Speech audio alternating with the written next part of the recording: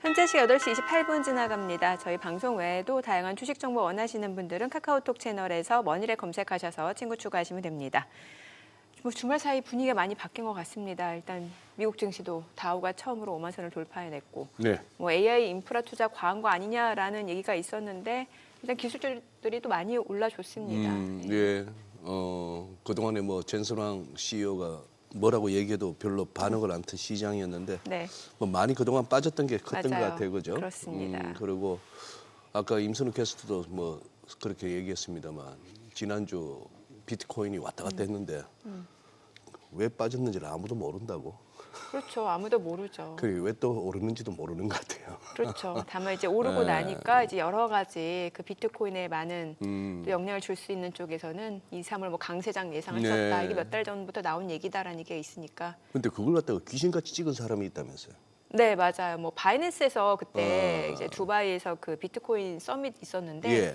거기에서 1분기에 비트코인 강세장이 올 거다. 그런데 콕 집어서 1분기 중에서도 2월, 3월에 강세장이 시작될 거다. 뭐 이런 얘기 있었고 또 이제 펀드스트리트 톱니 있잖아요. 톱니. 네, 원래 네. 시장 강세론자잖아요. 그렇죠. 근데 거기에서 그 암호화폐 쪽 그 책임 투자자는 또 유료 회원들을 상대로 네. 계속해서 비트코인이 하락할 수 있다라는 걸 얘기해 왔대요. 얘기해 왔다가. 근데 예. 그러다가 그때 이제 비트코인 한 6만 달러 선쯤 됐을 때 저기 보시면은 보이죠? 션 페럴. 션 페럴. 예. 네. 엑스에다 이렇게 올렸어요. 이제 쇼핑 갈 시간이 다가온다. 예. 야, 제대로 얻어 걸렸네. 어떡해. 아니, 제대로 맞췄네. 그래서 많은 이제 시장 예. 참여자들이 와 어떻게 이제 톱니는 시장 강세론자고 그 안에 또 이제 그 암호화폐 투자 책임자 션 페럴은 계속해서 비트코인 하락을 예상했다가 네. 자 이제는 그러니까요. 쇼핑할 타임이다. 예. 야, 근데 다카이치 사나이 총리 대단합니다. 그러게요. 일본 중의원이 465석인데 예. 이게 이제 뭐 개헌 발의선, 개헌할 수 있는 선이 3분의 1하잖아요. 그게 310석. 310석. 네. 그런데 이게 지금 316석을 갖다가 얻었으니까 최초죠. 기존 의석수 198보다도 128석이 더 늘었다. 네.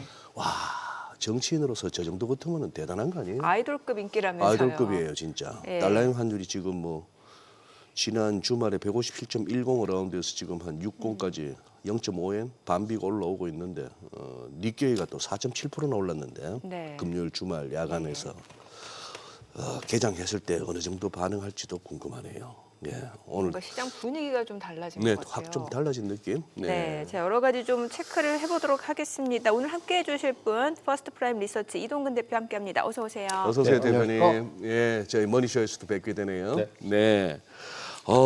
지금 어떻게 최근에 시장 변동성이 엄청났습니다. 대표님은 어떻게 지금 이 시장 변동성을 해석하고 계십니까? 변동성의 가장 큰 이유는 저는 뭐 한마디로 해서 많이 올랐다. 단기에. 그동안. 사실 뭐 우리 장도 그렇고 이제 미국 장도 그렇고 사실은 이제 가장 중요한 부분은 이제 단기간에 많이 올랐다라는 데서 네. 뭔가 이제 시장에서 차익 실현에 대한 욕구들은 계속해서 있었어요. 그런데 예. 이제 그 부분을 좀 건드려 준 게 이번에 이제 엔트로피에서 촉발된 어떤 소프트웨어 위기론부터 여기에다가 이제 자산 가격이 같이 빠지면서 이건 뭐 이제 여러 가지 복합적인 이유가 있겠습니다만은 케빈 워시의 지명부터 사실 케빈 워시의 지명에 대해서는 전 좀 더 두고 봐야 된다고 생각을 해요. 뭐 지금 네. 시장에서는 이걸 뭐 매파라고 이제 약간 그 인정을 하고 있는데 여러 가지 최근의 발언들이라든가 성향들을 보면은 과연 케빈 워시가 매판가에 대해서는 좀 이제 우리가 의문을 가져야 된다 예. 이런 말씀 드릴 수가 있겠고 어쨌든 간에 시장은 거기서부터 조금 뭔가 이거 약간 좀 안 좋은데? 라는 생각을 하게 됐고 그래서 거기서부터 일단 하락이 시작이 됐는데 여기다가 말씀드린 대로 엔트로피의 어떤 이런 그 소프트웨어 위기론에 대한 부분이 결국은 시장의 어떤 이런 단기 하락을 불러일으켰고 더군다나 이제 어떻게 보면 국내 증시가 지금 미국 증시보다 더 많이 빠졌어요. 근데 그건 당연히 그렇게 될 수밖에 없는 게 1월의 상승률을 보면은 코스피 코스닥이 전 세계에서 압도적인 1등입니다. 네. 그렇기 때문에 사실은 그 상승한 폭에 대해서 조정이 나왔을 때 어느 정도 우리가 이제 그 변동성이 크게 나타날 것이라는 것은 예상이 됐던 부분이 아닌가라는 생각이 들고요.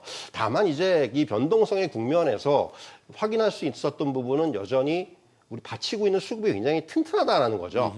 지금 고객 예탁금이 110조까지 돌파했습니다. 그냥 이런 부분들 결국은 지금 계속해서 뭔가 개인 또는 이제 개인들의 자금이 ETF로 들어오면서 기관 이런 쪽에서의 수급이 계속해서 강하게 들어오고 있다는 말이에요. 그러니까 특히 삼성전자라든가 SK하이닉스는 반도체 투톱은 그야말로 빠질 때마다 강력한 매수가 들어오면서 삼성전자 같은 경우도 지금 보면은 20일선에서의 어떤 지지가 확보가 되고 있는 상황이기 때문에 이런 부분들을 감안한다라면은 역시 이제 우리 시장은 역시 이런 그 유동성의 힘을 확인할 수 있었다라는 부분. 그리고 이제 오늘 뭔가 앞에서 이제 말씀하셨다시피 좀 분위기가 좀 달라지고 있어요. 일단 미국 시장도 엔트로픽발 이슈가 조금은 이제 완화되고 있고 여기는 뭐 젠슨왕의 발언도 그렇지만은 이제 시장의 분위기가 그래도 AI에 대한 투자는 늘려야 된다는 쪽이 아무래도 다시 힘을 얻고 있는 상황이고 이런 부분들까지 감안을 한다면은 오늘 우리 시장에서도 뭔가 좀 긍정적인 흐름은 나오지 않겠는가. 다만 이제 시장이 만약에 오늘 우리 시장이 반등을 하더라도 저는 변동성의 확대 국면은 당분간 이어질 거라고 생각을 합니다. 앞서 말씀드린 대로 이런 뭔가 차익을 실현하려는 요구들은 굉장히 강해지고 있어요. 그리고 시장 자체가 조금씩 이제 변화의 흐름이 나타날 수도 있다는 거죠. 무슨 말씀이냐 하면은 미국 증시에서 가장 눈에 띄는 부분 다우 지수의 5만 선 돌파.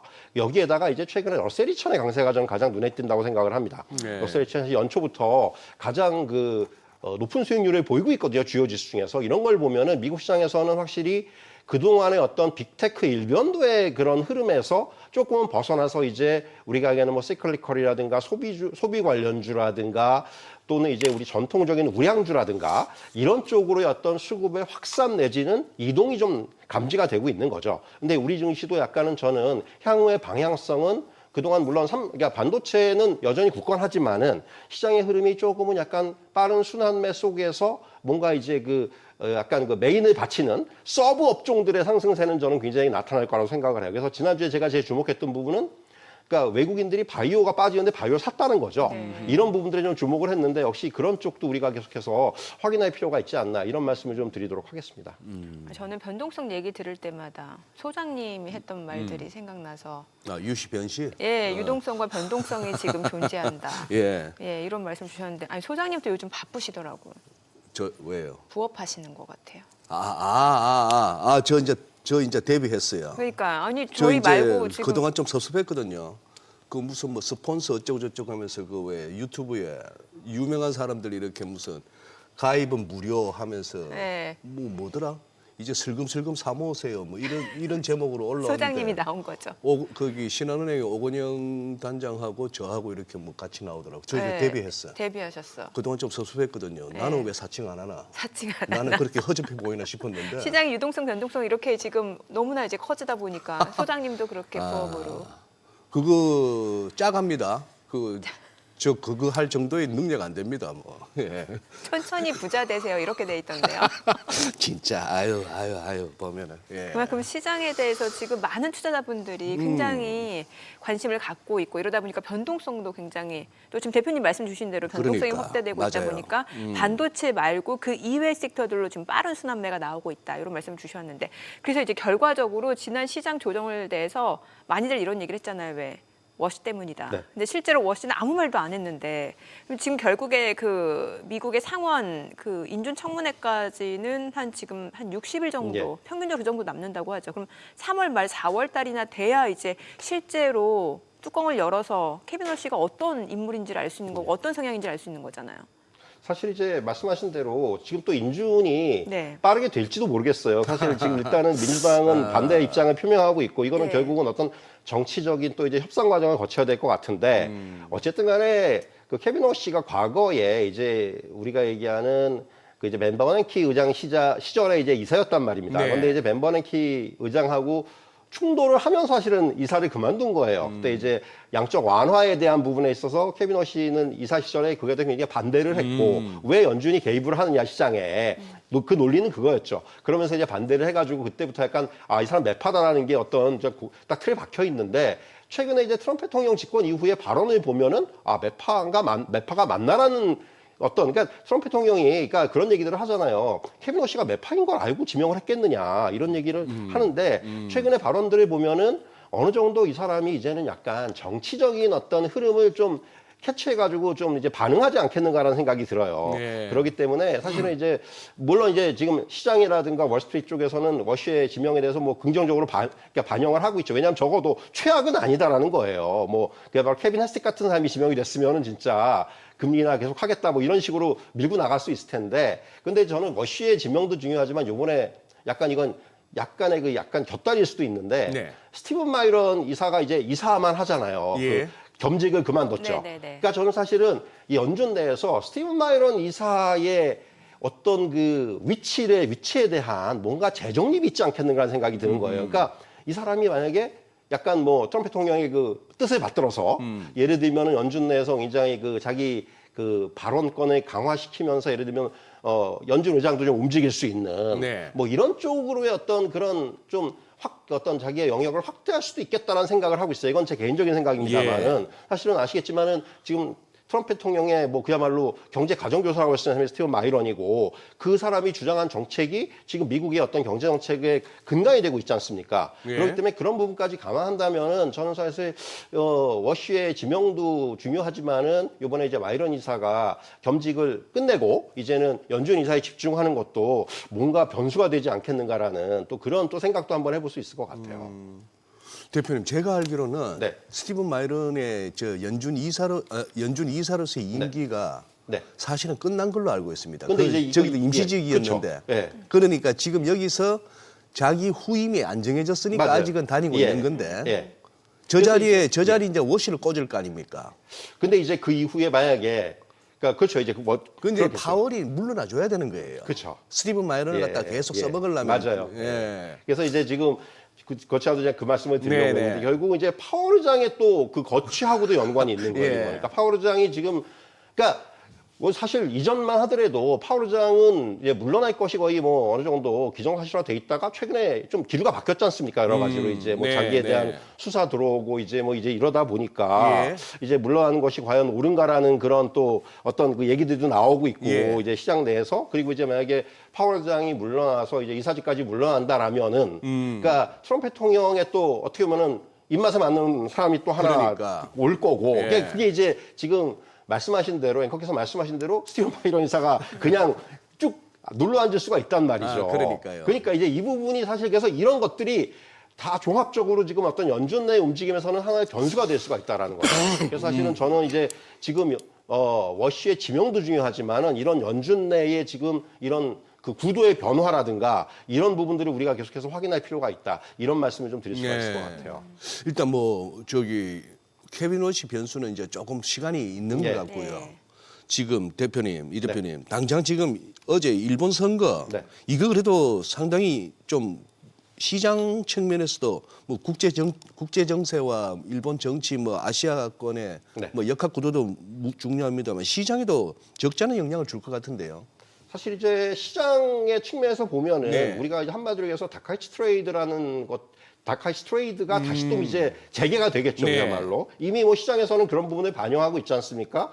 그러니까 뭐 적극적인 재정 정책이라든가 성장 중심에 대한 어떤 정부 운영 기대감이라든가, 그러니까 주식 시장은 올라가고 그리고 반면에 엔화라든가 채권은 굉장히 약해지는 이러한 흐름들이 좀 굉장히 이어지지 않겠는가 생각이 들어요. 그러니까 앞에서 이제 말씀하셨지만 사실 지금 엔달러 환율이 지금 157 여기서 이제 왔다 갔다 하는데 네. 이게 이제 우리가 얘기하는 마지노선을 160엔으로 우리가 보고 있는데, 그렇다면 이제 뭐 여기는 가는 건 시간 문제다. 그리고 어쩌면 그걸 또 넘어설 수도 있다. 이런 얘기들이 나오고 있고, 그러면 이제 그렇다면 이제 과연 환율에 대한 개입을 얼마나 강하게 하겠느냐라는 그런 또 향후의 어떤 그런 부분들까지 우리가 봐야 될 것 같고, 그러니까 무엇보다도 지금 계속해서 다카이치 총리가 그 조기 총선을 얘기했을 때부터 시장에서 우려했던 부분들은 일본의 재정 건전성에 대한 우려란 말이에요. 그러니까 돈을 네, 어떻게 해서 네. 푸는 정책으로 가면은 결국은 이제 이 부분이 향후에 일본은 뭐 그런 사실 재정 건전성에 있어서 한 번도 이렇게 뭐 크게 문제가 됐던 적이 없는데 이런 식으로 이제 정말로 돈을 풀고 막 이제 그 성장 중심으로 가고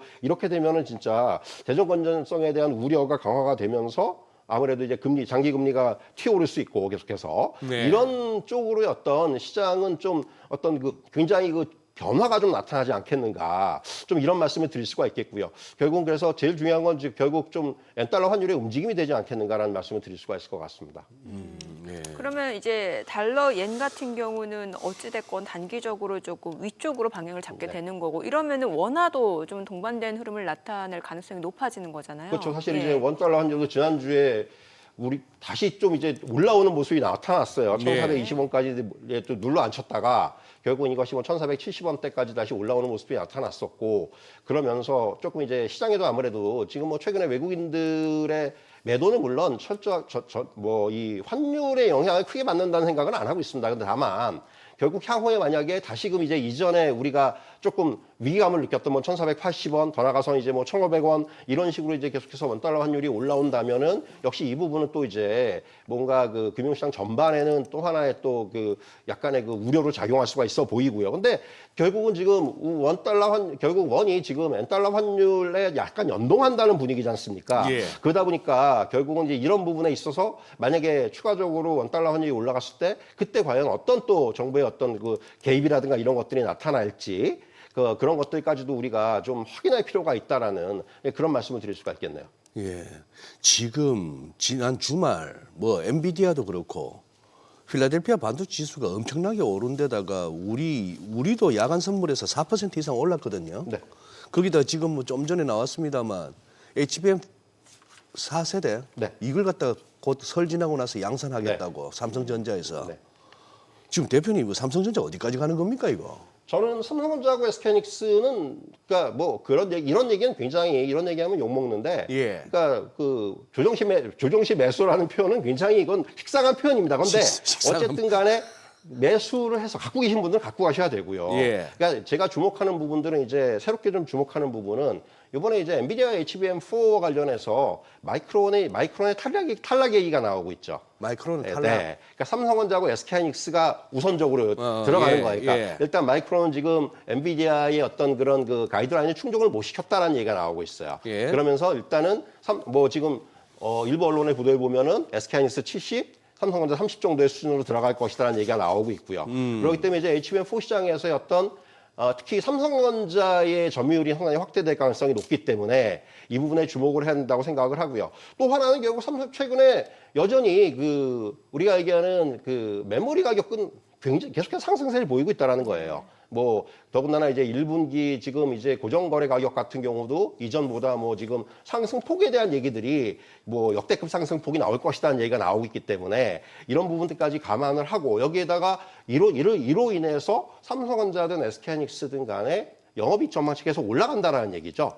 결국 그런 부분들을 감안한다면은 지금 뭐 삼성전자라든가 SK하이닉스가 최근에 이제 그 여러 가지 외생적 변수라든가 이런 것 때문에 조정을 받았습니다만은 어쨌든 간에 이러한 그 상승의 흐름이 꺾이는 그런 쪽으로의 어떤 조정은 아직까지 나오지 않고 있다는 얘기예요. 결국 주가가 단기적으로 조금 이제 그 쉬어가는 과정 또는 이제 그 어떻게 보면 이제 그 숨고르기의 과정이 나타나고 있기 때문에 저는 지금의 자리 정도면 특히나 삼성전자 같은 경우 이제 말씀드린 대로 21선까지 확인이 되는 모습이었거든요. 네. 그러면은 지금 자리에서는 저는 매수의 의견이 뭐 계속해서 좀 이어나가야 되는 것이 아닌가 이런 말씀을 좀 드릴 수가 있을 것 같습니다. 아니 근데 대표님 지금 네. 제가 지금 채팅창을 보다 보니까 우리 시청자분께서 네.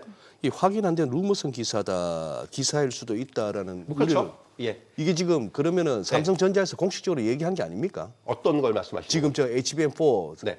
그 이제 양산한다는 거. 양산한다는 거는 양산해서 뭐 설 지나서 바로 양산한다. 그거는 이제 기사죠. 기사만 난 거예요. 기사만 나온 거. 네. 삼성전자에서 공식적으로 공식적으로 얘기. 얘기한 건 아니죠. 이 낚일 수가 있네. 오, 아니 근데 그 매체가 무슨 뭐 찌라시급도 아니고 예. 그러니까 매체는 그 뭐 이렇게 뭐 아주 환경 매경 중에 하나인데. 네, 맞습니다.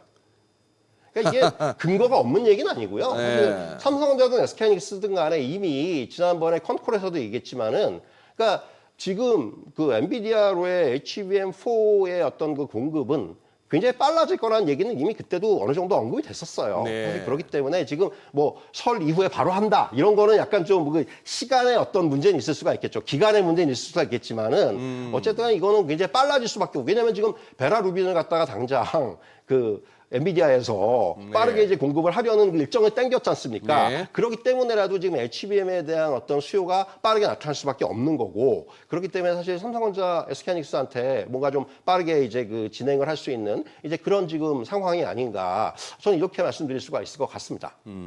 왜 지난주에 보면은 미국의 기술주 내에서도 주로 소프트웨어 기업들 주가가 좀 많이 떨어졌는데 네. 어느 정도 좀 일단락된 구간인데 이제 좀 안심해도 되는 단계인 건가요? 어떻게 봐야 돼요? 그러니까 작년 1월에 딥시크 우리가 이제 예. 한번 경험을 해봤습니다. 네네. 근데 이번에 사실은 저는 엔트로픽과 관련된 이슈가 물론 딥시크하고는 경우는 좀 다릅니다만은, 그러니까 시장의 경종은 충분히 울릴 수가 있어요. 이번에 이제 시티그룹의 그 리포트를 보니까 AI가 소프트웨어를 희소자산에서 누구나 찍어낼 수 있는 저렴한 공공재로 전락시킬 위기다라는 그 어떤 그 이제 리포트를 냈어요. 그러니까 어느 정도 이제 그런 위가 약간 그 이제 경종, 그러니까 무슨 얘기냐면은 결국은 이게 이제 단순히 뭐 개발 보조라든가 이런 걸 넘어서 실제 업무를 대신 수행하는 단계로 가게 될 수 있다라는 거죠. AI가 그렇다면 이게 진화라는 거고. 특히 이제 영향을 받는 게 우리가 사스라고 하는 이제 기업용 소프트웨어 업체들이 네. 지금 이번에도 주가가 많이 빠졌지만은, 그래서 이제 이번 뭐 주가 하락에 대해서 뭐 일부 말 만들기 좋아하는 사람들은 사스포칼립스다 뭐 이런 얘기도 하고 있는데 어쨌든 간에 예. 이게 경종을 울리는 건 맞아요. 하지만 젠슨왕의 발언도 그렇고 결국 본질은 뭐냐 하면은 이제 AI 모델 하나가 서비스로 구현되기까지는 뭐 데이터 파이프라인이라든가 모델 프레임워크라든가 연산 최적화, 추론과 배포, 여기에 수많은 이 관련된 소프트웨어가 들어가야 됩니다. 그러니까 결국은 AI가 기존 소프트웨어를 아직까지 대체하는 게 아니고 기존 도구를 기반으로 더 확대를 시킬 수가 있다는 거예요. 이제 이런 부분들이면 결국은 그리고 또 하나는 AI가 지금 우리가 이제 얘기하는 건 사람의 일을 갖다가 뭐 없앴다 뭐 이런 얘기들을 많이 하지 않습니까? 뭐 사람 일을 갖다 대체할 것이다 궁극적으로는. 네. 그런데 결국은 반복 업무를 줄인다는 거죠. 그래서 이제 더 중요한 것에 이제 시간을 뭐 사용하게 한다. 이제 이런 얘기들이 이런 논리들이 나오고 있는 거고, 그 소프트웨어를 덜 쓰는 것이 아니고 오히려 더 많이 더 깊게 쓸 수 있다라는, 이게 이제 지금 이번 그 엔트로픽발 이슈에 대해서 이건 말도 안 된다라고 얘기하는 사람들의 주장은 그런 쪽이에요, 사실은. 그러니까 앞서 말씀드린 시티그룹이라든가 이런 몇몇 그 기관들은 약간 이건 우려할 만한 상황이다라는 얘기가 있고, 반면에 이제 다른 쪽에서는 젠슨왕도 그랬고 이제 뭔가 오히려 소프트웨어 활용이 더 많아질 것이다라는 또 입장을 또 보이고 있거든요. 그렇기 때문에 이거는 제가 생각하기에는 말씀드린 대로 분명히 이 소프트웨어 쪽에서의 어떤 지금 경고 정도는 나올 수가 있겠지만 아직까지는 이제 그 완전히 대체할 수 있는 수준까지는 저는 시간도 좀 걸릴 것이고, 그래서 지금 이것이 작년에 말씀드린 대로 딥시크의 우려처럼 뭔가 일단은 지나가는 이제 그러한 어떤 이슈가 되지 않겠는가라는 좀 그런 말씀을 좀 드릴 수가 있을 것 같습니다. 네. 네. 자, 지금 시각 8시 50분 지나갑니다. 오늘 양시장 호가 상황 좀 체크해 보겠습니다. 먼저 코스피 예상 7일 지수부터 확인해 보도록 하겠습니다. 오늘 코스피가 2%대의 상승이 예상됩니다. 지금 호가에서는 5,213으로 집계가 되고 있고요. 코스닥도 1.5% 상승 예상됩니다. 1,097이죠. 시가총액 상위 종목 예상가 보도록 하겠습니다. 삼성전자 오늘 5% 상승 예상됩니다. 지금 호가에서는 16만 8,200원, SK하이닉스 지금 소폭 하락 예상되고 있네요. 지금 호가에서는 83만 5천 원이고 현대차입니다. 1% 상승 예상됩니다. 예상 치유가 47만 3천 원. 삼성전자, 우선주, LG 에너지솔루션 모두 2%대 상승 예상되고 있는 모습이고요. 삼성 바이오로직스가 0.7% 상승 예상됩니다. 호가는 168만 원. SK스퀘어가 6% 상승 예상됩니다. 지금 예상 체결가 54만 7천 원이고요. 하나 에어로스페이스, 두산 에너빌리티 모두 4%대 상승이 예상됩니다. 기아는 1% 하락 예상되면서 지금 호가는 15만 원으로 나타나고 있습니다. 코스닥 시가총액 상위 종목 예상가도 보도록 하겠습니다. 오늘 알테오젠이 지금 1.8% 상승 예상되고 있고요. 호가에서는 36만 9천 원, 에코프로가 6% 상승 예상됩니다. 호가 16만 5,100원이고 에코프로비엠 소폭 상승 예상됩니다. 레인보로보틱스 예상 티열가 67만 2천 원이고 삼천당작 보합 예상되고 있는 모습이고 에이벨바이오가 4%대 강세가 예상되고 있습니다. 8만 5,200원으로 집계가 되고 있습니다. 자, 그리고 코오롱 티슈진 보합권 예상되고 있고 리노공업, HLB 모두 상승 출발 예상되고 있고요. 펩트론은 9% 강세가 예상됩니다. 지금 호가에서는 27만 원으로 나타나고 있습니다. 자, 이제 계단까지 한 7분여가량 남았는데 글쎄요, 뭐 일단 워낙 지난주 후반 들어서 또 시장 변동성이 워낙 커지다 보니까 일부 많이 올랐던 종목들 위주로 좀 물량들이 나왔었잖아요. 네. 오늘은 일단 호가 분위기에서는 좀 매수세가 유입될 걸로 보여지는데 오늘 장중 변동성도 역시나 좀 클 것으로 보여지죠. 만만찮겠죠. 변동성은. 재밌네요. 일본 니케이는 지금 오히려 주말 뉴욕장에서의 야간 선물보다도 훨씬 많이 지금 아직 여기도 개장 몇 분 남겨두고 있는데 네. 얘들은 지금 6%대 급등이고 우리는 4% 넘는 그런 마감이었는데 야간 선물이 지금은 아직은 3%대라서 조금 그거하고 달러형 환율도 지금 못 올라갑니다.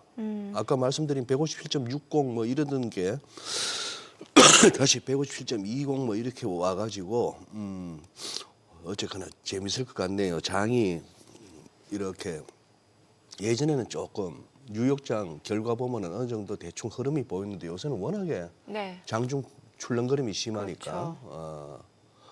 거기다가 외국인이 어떻게 하나 싶기도 하고 진짜 말 난 김에 이동근 대표님 네. 비율을 여쭙고 싶은데 지금 한번 검색해 보니까 거래소에서만 네. 외국인들이 보니까 금년 들어서 거의 11조를 팔았고 네. 최근 한 달만 따지면 네. 14조 2,800억을 팔았습니다. 순매도입니다. 네. 이 친구들 우리가 잘못했네 이러면서 이제 갑자기 확 사줄까요? 그거는 저는 조금은 쉽지 않아 보이는 게 예. 일단 지금 뭐 앞서 말씀하셨지만은 2월 며칠 안 됐어요. 근데 그러네요. 2월 들어서 외국인이 지금 13조 5천억을 팔았습니다. 2월에만. 2월에만. 그러니까 이게 무슨 얘기냐면 특히 지난주에 보시면 알겠지만 매도가 집중이 됐잖아요. 네. 그러니까 5일날 6조 2천억을 팔았는데 이게 일기 기준으로 최고예요. 예. 저도 한 번도 본 적이 없는 매도세였는데 결국 이것을 이제 어떻게 우리가 분석을 하냐 여러 가지 얘기들이 있겠지만은 아직까지는 이게 이제 차익 실현이다라는 얘기들이 좀 더 우세해요. 왜냐하면은 이 13조 중에서 거의 11조 한 5천억 정도가 삼성전자, SK하이닉스, 현대차예요. 그러니까 이 세 종목을 거의 다 판 거예요. 그러니까 삼성전자, SK하이닉스, 현대차, 그러니까 특히 현대차 같은 경우가 제일 특징적인 게 현대차는 1월부터 계속 팔았어요. 이게 왜냐하면은 현대차는 1월 동안에 2배 올랐잖아요. 한 달 동안 2배 올랐잖아요. 그러니까 어떻게 보면 지금 그러면서 이제 제가 뭐 잘 아는 애널리스트가 그런 얘기를 하던데, 그러니까 그 현대차를 보면서 외국인들은 현실을 보는 거고, 개인 투자자들은 미래를 보는 거다라는 얘기를 정확하게 하던데, 결국 현대차의 상승에 대해서 외국인들은 차익 실현으로 이제 응납을 한 거고, 개인 투자자들은 이거 로보틱스 이거 앞으로 많이 간다. 그래서 이제 여기다 베팅을 하는 거고, 약간의 그런 그 수급의 엇갈림이 나타났던 거고, 그러니까 현대차 사례도 나타나지만 결국은 이 개인 투자자들이 앞에서도 말씀했다시피 지금 고객 예탁금의 증가라든가 최근에 이제 ETF 쪽으로의 어떤 자금의 강력한 유입이라든가 이런 것들은 사실 지금 우리가 이전에 경험해보지 못했던 일들이에요. 그러니까 ETF로의 자금 유입, 더군다나 1월 달에 제가 가장 주목했던 부분들은 이 머니 무브라는 것들이 이제 조금씩 시장에서 확실하게 나타나고 있다. 그러니까 1월 달에 뭐 은행의 요구불 예금을 비롯해서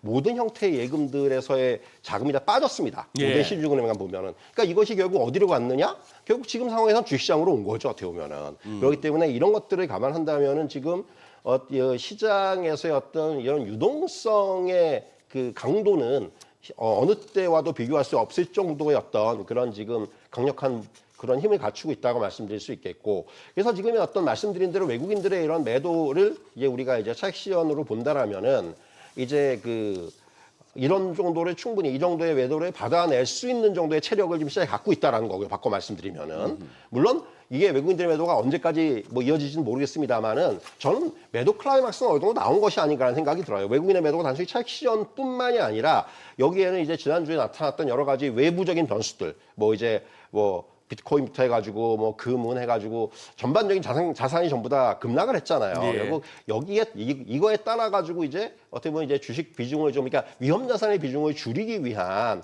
어떤 그런 플레이가 상당 부분 또 나타났다고 말씀드릴 수 있겠고, 근데 이제 우리가 그런 말들 많이 하지 않습니까? 우리 증시를 봤을 때 이제 뭐 약간 비아냥거리는 말로 ATM이다 외국인들의. 그러니까 이런 상황이 있을 때 돈 빼가기 제일 좋은 게 우리 증시다. 사실은 유동성도 많고 거래도 잘 되고 이런 부분들이 있기 때문에 사실은 그런 것들이 좀 복합적으로 나타난 것이 아닌가라는 생각이 듭니다. 그래서 지금 그런 것들을 감안한다라면은 이제 외국인 매도가 과거처럼 그러니까 어떤 증시의 어떤 등락에 영향을 미치는 강도는 확실히 좀 줄어들었다. 이제 거기에는 이제 말씀드린 대로 강력하게 받치고 있는 유동성의 힘이 이거는 작용을 하고 있고, 근데 이제 과연 그런 머니 무브가 지금 돈 들어올 거 다 들어왔느냐? 그건 아니라고 생각을 해요. 왜냐하면 지금 이제 정부의 어떤 세제 혜택이라든가 이런 부분도 향후에 이제 봐야 되겠지만은 이제 지금 미국에 예를 들면 이제 미국에 나가 있는 이제 그 해외 주식에 대한 부분들이 이제 만약에 들어오면은 지금 세제 혜택을 주겠다 그랬지 않습니까? 이런 부분들이 향후에 이제 어떻게 진행이 될지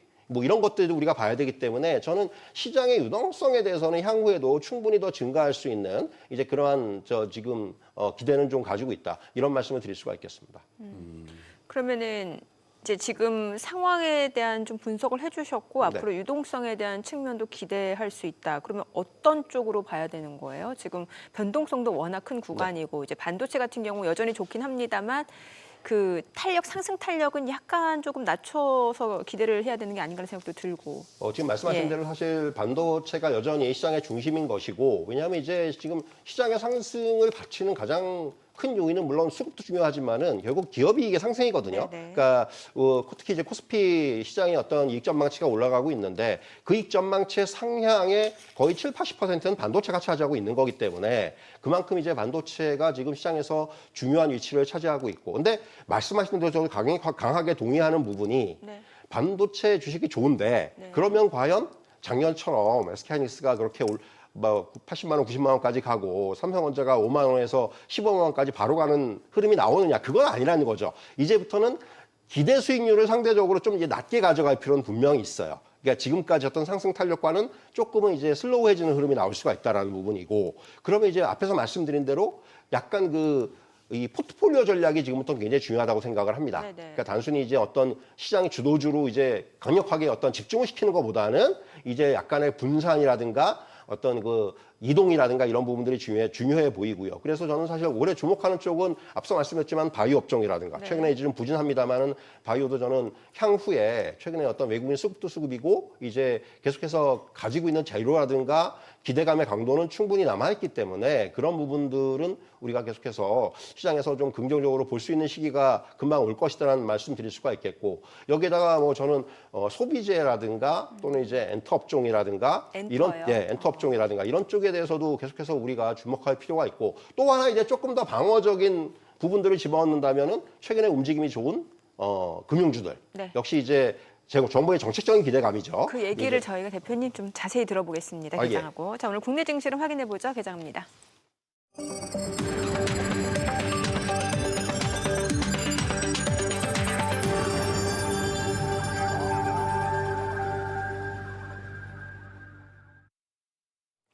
네, 2월 9일 월요일 국내 증시 개장했습니다. 지난주 후반에는 미국에서 주요 대형 빅테크 기업들의 대규모 투자 소식에 투자자들이 좀 의구심을 가지면서 매물을 내놓는 양상이었고, 그러다가 이제 금요일날 빠르게 좀 반등을 보여줬습니다. 오늘 국내 증시도 일단 그 영향을 좀 받아서 좀 양시장 상승 출발 예상이 됐던 부분이고, 또 일본에서는 자민당의 압승을 거두면서 재정 부양 정책, 이 부분이 또 국내 증시에 어떤 영향을 미칠지도 관심이 모아지고 있는 시점이 될 것 같은데, 오늘 양시장 출발 지수 보도록 하겠습니다. 코스피입니다. 오늘 4% 상승합니다. 호가보다 분위기가 더 좋네요. 지금 5,299. 코스닥도 2.7% 올라갑니다. 1,110이고요. 시가총액 상위 종목 시초가 보겠습니다. 삼성전자가 5% 올라갑니다. 지금 16만 8천 원. 그리고 SK하이닉스도 6% 이상 상승합니다. 89만 5천 원에 거래되고 있는 모습이고요. 현대차도 2.78% 상승 흐름 보여주고 있습니다. 48만 천 원이고, 삼성전자 우선주도 4% 이상 올라가고요. LG 에너지솔루션도 3% 상승합니다. 삼성 바이오로직스도 2% 상승합니다. 지금 171만 5천 원, SK스퀘어도 6% 강세 흐름 보여주고 있는 상황이고요. 자, 그리고 하나 에어로스페이스도 5% 올라갑니다. 124만 3천 원. 기아도 상승하고 두산 에너빌리티도 92,500원으로 3.9% 올라갑니다. 코스닥 시가총액 상위 종목 시초가도 보겠습니다. 에코프로비엠이 3% 상승합니다. 지금 16만 3천 원. 그리고 에코프로비엠 20만 4천 원, 에코프로가 16만 3천 원, 4.6% 올라가고, 알테오젠이 37만 6,500원으로 4% 이상 올라갑니다.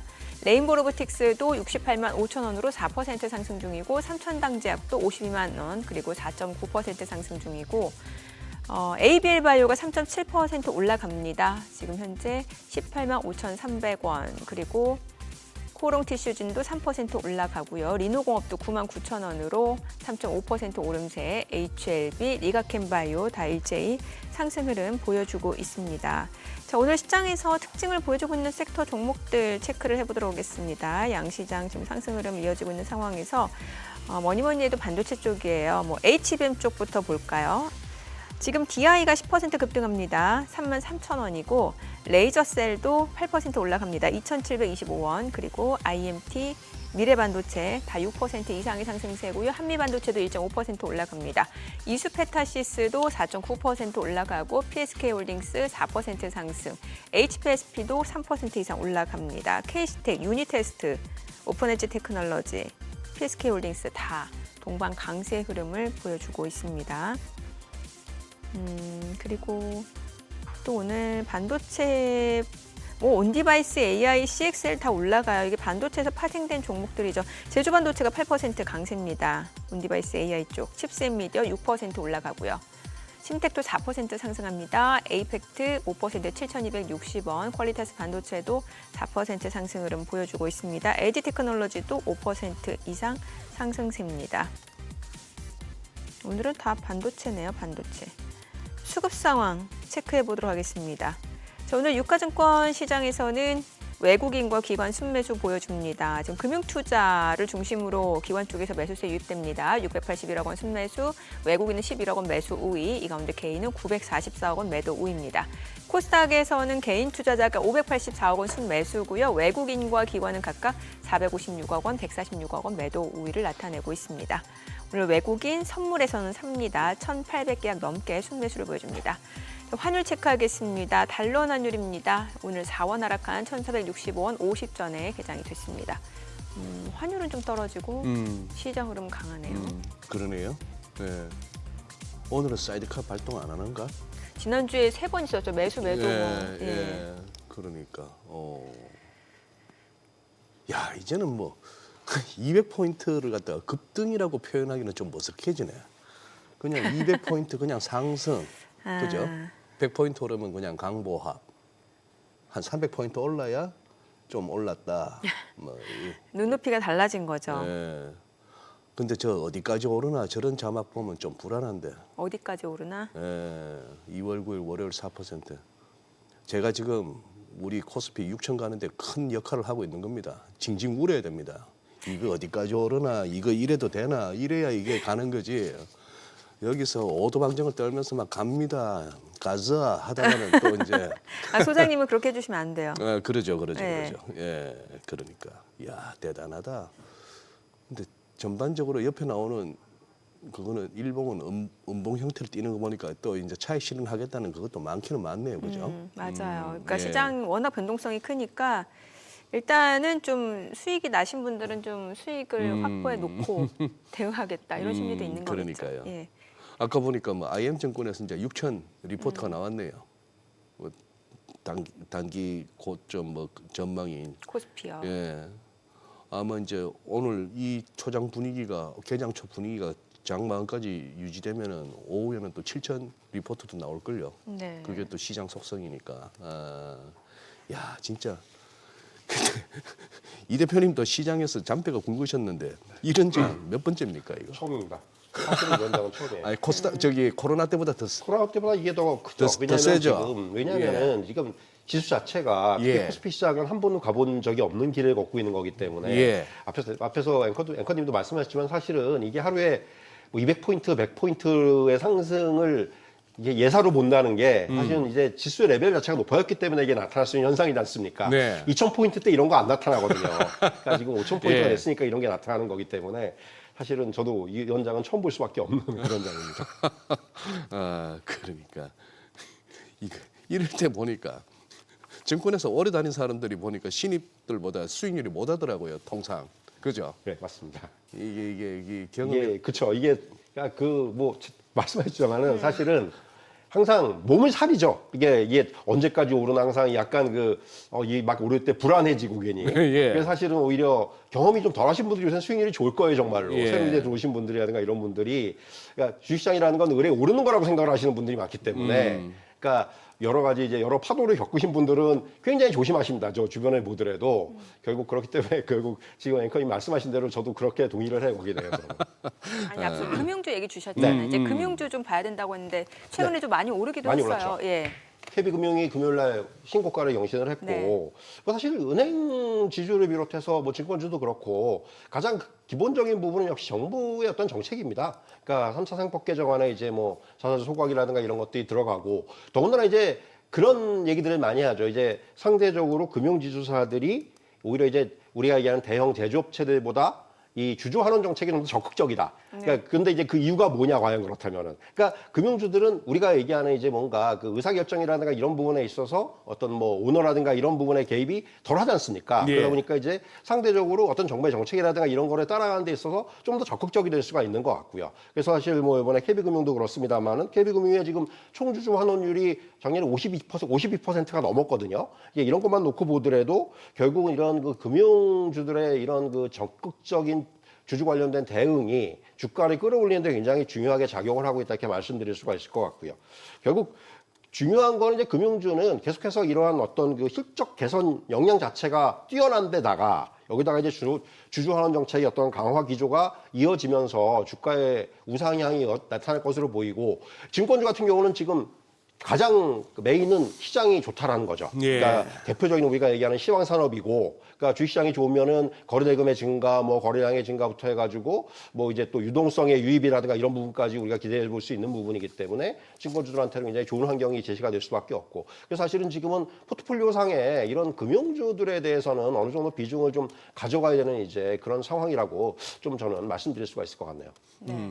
그리고 이 뉴스는 어떻게 받아들여야 될까요? 지난 금요일 날 네. 이제 퇴직연금 뭐 20년 만에 대수술, 뭐 전 사업장 의무화한다, 기금령 도입한다. 네네네. 자, 이게 이렇게 되면은 또 엄청난 굴량미가 또 보급되는 건데. 맞습니다. 불량미? 예. 그렇죠. 예. 예, 이렇게 되면 이게 지금 보시기에 네. 시간표가 어떻게 될 것 같습니까? 그러니까 저는 그러니까 시간표까지는 제가 뭐 네, 그 네. 예상할 수 있는 적은 네, 아니고, 근데 네. 그 생각이 들어요. 그러니까 이렇게 되면 대형사들한테 좀 더 베네핏이 더 크게 나타날 수밖에 없죠. 증권사가 되건 은행이 되건 간에 대형사들. 그러니까 예. 증권사들도 보통 이 퇴직연금이라든가 개인연금의 유입의 그 강도를 보면은 우리가 얘기하는 이제 대표적인 증권사들, 뭐 이게 뭐 삼성증권이 됐건 뭐 미래에셋이 됐건 이런 대형사들의 유입 강도가 훨씬 더 강해요. 이런 뭔가 이벤트가 생겼을 때, 이런 이슈가 생겼을 때, 그러면은 이들의 향후에 어떤 그런 운용의 폭이라든가 또는 이제 운용의 어떤 이런 부분이라든가 이런 것들이 늘어날 수밖에 없고, 또 그로 발생할 수 있는 이익이 더 커질 수밖에 없고, 그렇기 때문에 이런 쪽은 상대적으로 대형사들이 좀 더 유리한 구도가 저는 연출되는 것이 아닌가, 좀 이런 말씀을 좀 드릴 수가 있을 것 같습니다. 네. 근데 전반적으로 이 기사에 대해서 이렇게 댓글들을 한번 살펴보니까 우리 일반 시민들의 반응이 별로 그렇게 이렇게 좋지는 않아요. 예, 맞아요. 저도 뭐 별로 그렇게 좋은 얘기를 못 들었어요, 사실. 이 부분에 대해서. 이건 진짜 그러니까 어떤 정책을 내놨는데 이 정도까지 그 시민들의 반응이 내 돈을 왜 나라에서 그쵸. 뭐 이런 거죠. 그래서 이제 이게 과연 뭐 확정될 때까지는 저는 상당한 좀 진통이 있지 않겠는가 생각이 들어요. 지금 앵커님께서 말씀하신 그런 부분들이 굉장히 사실 이게 포인트거든요. 그거를 이제 넘어가야지만 글쎄. 이게 될 수가 있는 거기 네, 때문에. 네. 알겠습니다. 알겠습니다. 오늘 네. 내용 여기까지 듣겠습니다. 잘 들었습니다. 네. 감사합니다. 감사합니다.